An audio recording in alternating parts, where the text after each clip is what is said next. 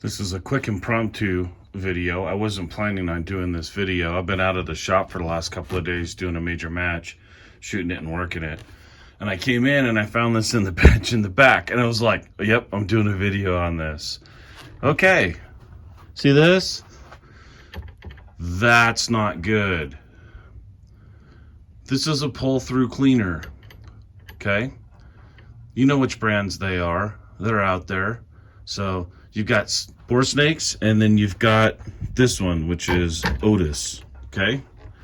And if you look inside here, let me set this down and get a flashlight. Let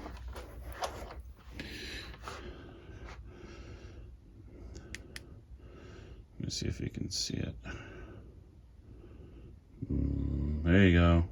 Can you see that? That is where it stopped. Right there. Too much patch and it got stuck.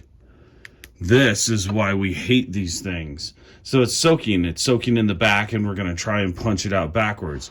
But there's no way to actually get any strength on this to push it back like a cleaning rod. And you can't pull it forward because it's fucking jammed. So what are your options? Well, you bring it to us. You bring it to a gunsmith, and then we have to play with it for hours and hours and hours and try to get that freaking thing out of there.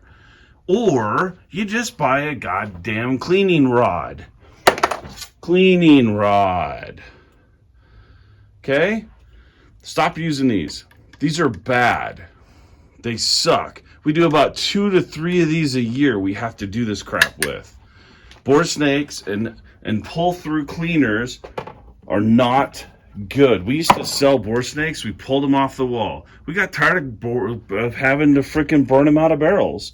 That'll be the last resort, is that we'll pour kerosene down in here and we will literally light the cleaning patch on fire and burn it out so that we can get this to punch backwards again. Don't use these. These are bad.